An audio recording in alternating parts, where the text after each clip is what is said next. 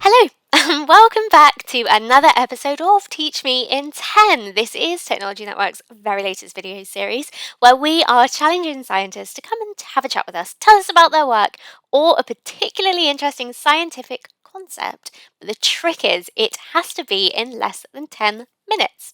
So, of course, my name is Lucy Lawrence, and today I have the absolute pleasure of bringing you an episode where I'll be speaking with Hilary Sherman, who, if you haven't heard of her already, is a senior scientist in the Corning Life Sciences Application Lab. Now, Hilary has been with Corning Incorporated since about 2005 and has worked with a wide variety of cell types, including mammalian, insect, stem cells, and organoids in a vast array of different applications. Her key roles at Corning involve creating technical documents like protocols and white papers, as well as providing technical support and training for both the Corning sales force and customers. So this episode is going to be a really good one because we're discussing the techniques for harvesting adherent cells. Now, obviously, harvesting your cells is a really important step in maintaining healthy cultures. Good technique will obviously lead to healthy single cell suspension, and there are so many harvesting options depending on your cell line and application. And that's why in this Teach Me in 10, Hilary will be telling us her tips and tricks. I'm really excited. So, without further ado, you're about to watch Hilary's Teach Me in 10 in full. Hey Hilary, how are you? Great. How about yourself, I'm Lucy? really well, thank you. Thank you very much. Firstly, thank you so much for taking the time out of your day to join us here at Teach Me in 10. And the first question I have for you is, what is the harvesting solution that you use most frequently in your lab? Yeah, good question. We actually use a wide variety of harvesting reagents in our lab because we're working with all different models all the time. So sometimes we're looking for something non-enzymatic because we want something really gentle that we're not going to have to worry about, damaging the cells or cleaving any receptors.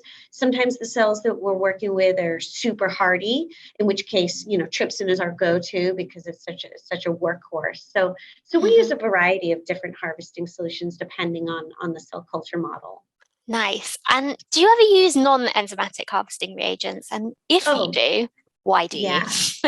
Yeah, definitely. So sometimes when I'm doing chemotaxis studies, in which case the cells are going to need the external receptors in order to look for the chemoattractant, Mhm. we might choose to use something non-enzymatic because we don't want to risk any damage.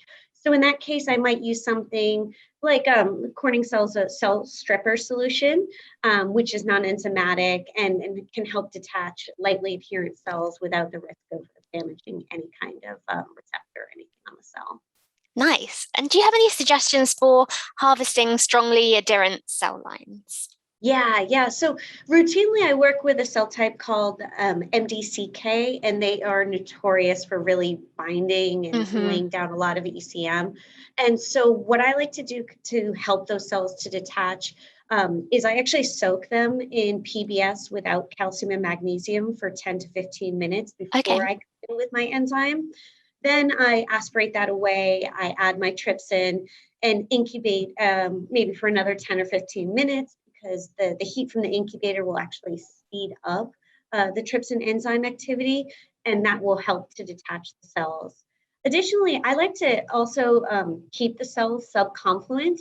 A lot of cell types, as they become more confluent, they actually lay down tighter and attach hardier. So keeping the cells, in 50 to 60% confluence before harvesting can really help those cell types.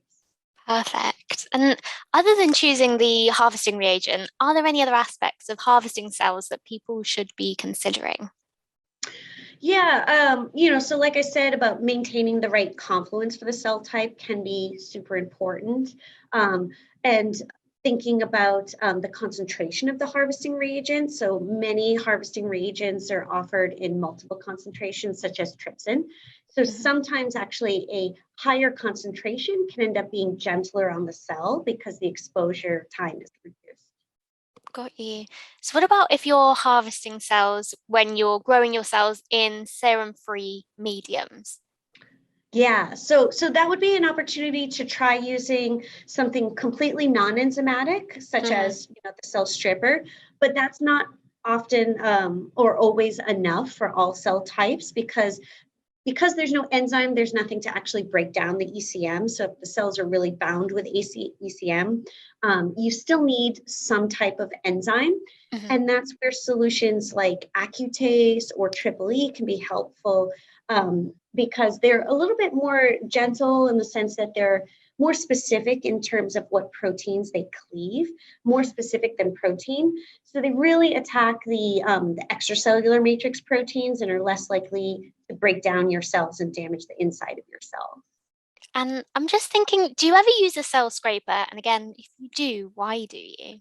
Yeah, yeah. So I actually don't routinely use a cell scraper just because I have access to all these other harvesting solutions. Hmm. But sometimes a cell scraper can be really helpful if you are concerned about the damage that the enzyme or harvesting solution could have on your cells. Hmm. Um, Additionally, some cells can bind so tightly that the enzyme is just going to take so much time that that could cause damage. So scraping can be helpful.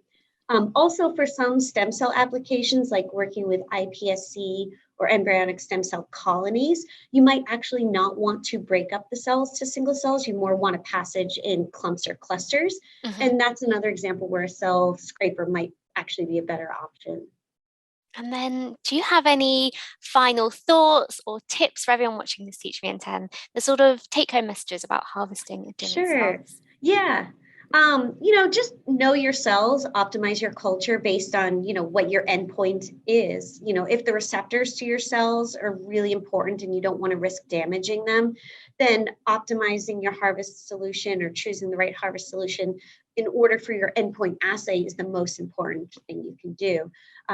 If you're just trying to expand your cells because maybe you're going to do protein expression analysis anyways and lyse your cells, then maybe you go with the more economical, quicker options such as trypsin. So really just knowing what you're trying to accomplish and Hmm.